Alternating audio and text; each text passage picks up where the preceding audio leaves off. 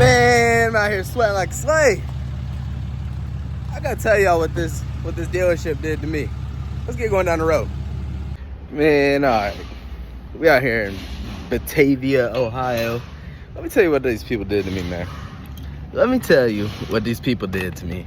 Or I guess what I did to myself. Okay?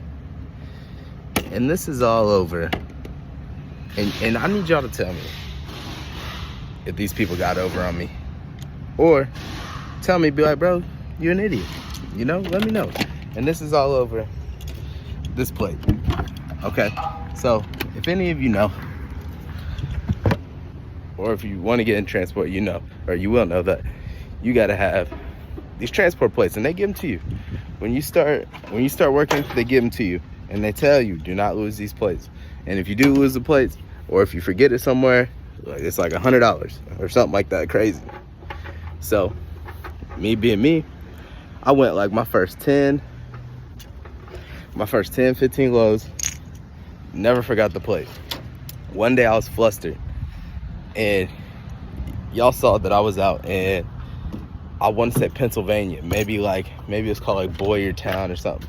I don't remember the exact the name of the town, but we was out in Pennsylvania. So anyway, long story short, I forgot the plate. I forgot the plate on the truck, or on the trailer.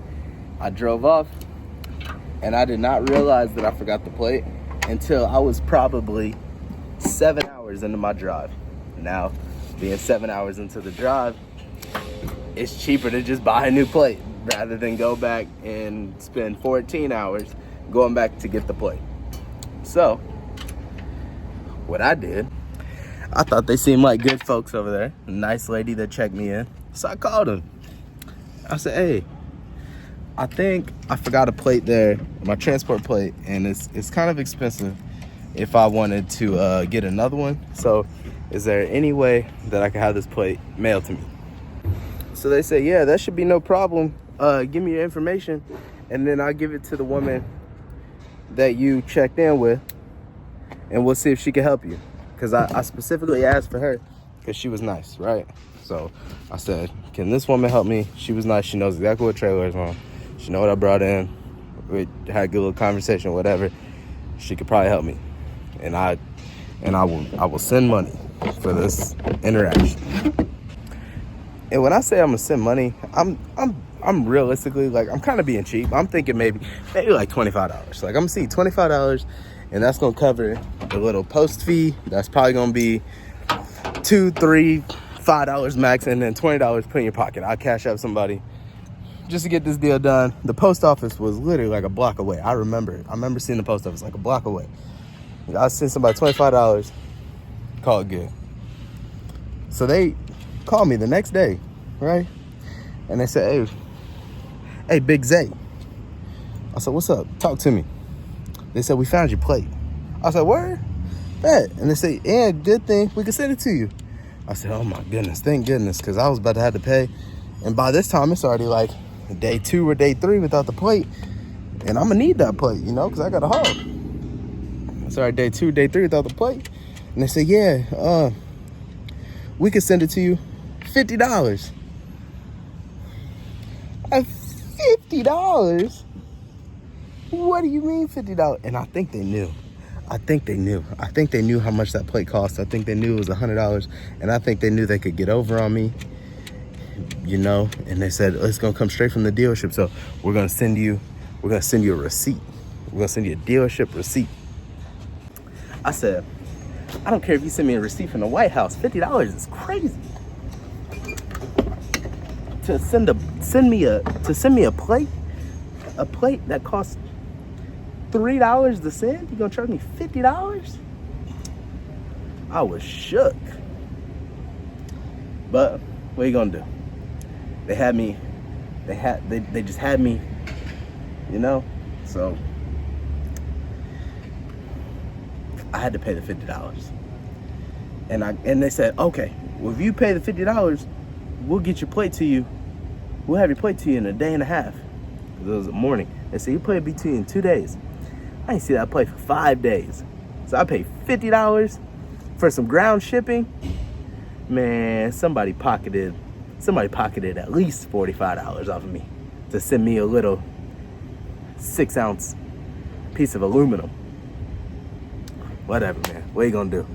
Y'all tell me if I got scammed or not, or if that's just business. Obviously, it's my fault, okay? It's obviously my fault. It's obviously my fault. And I understand that. I'm saying that 3 times because I want you guys to know that I know I'm an idiot. And I need to go through my checklist, my mental checklist. But I didn't. And that's why I was in that mess. And that's why I'm down $50. You know, I could have done a lot with that $50. Could have filled up my wife's car. I could have had McDonald's money for the next week and a half, you know? Whatever. But it is what it is. I'm gonna try my best to not run into that situation again, because technically they didn't even have to mail me the plate. They could have said, nah, come back and get it. But they didn't. So it's good for me. But anyways, on another note, the cum dog doing phenomenal. It's a little dirty. Definitely need to wash it again. Tires getting low. And I'm not gonna lie to you guys, these off-road tires are probably not the move. I'm sure that probably goes without saying. I'm an idiot. I don't know. I gotta see if I can find some street tires to fit on these wheels, or go back to the stock wheels. But man, just putting this thing on stock wheels just doesn't seem right, you know? It'll just ruin the look of the cum dog. Just like that seat cover. That seat cover gotta go. But it's so nice, and it was my wife's, so who knows? But these tires, they're like wearing unevenly.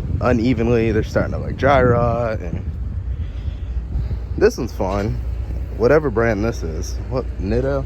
The Nitto is fine. The Nitto's wearing good. This one's wearing unevenly, and not unevenly like I have camber wear, but unevenly like it's like wavy. I don't know what causes that. I'm sure somebody in these comments will know.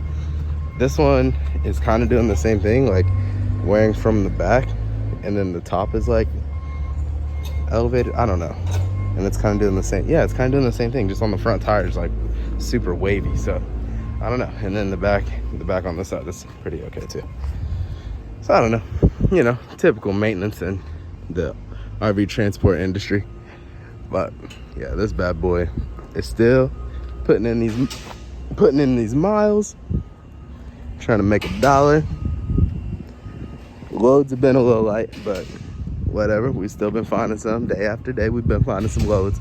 They ain't that dried up.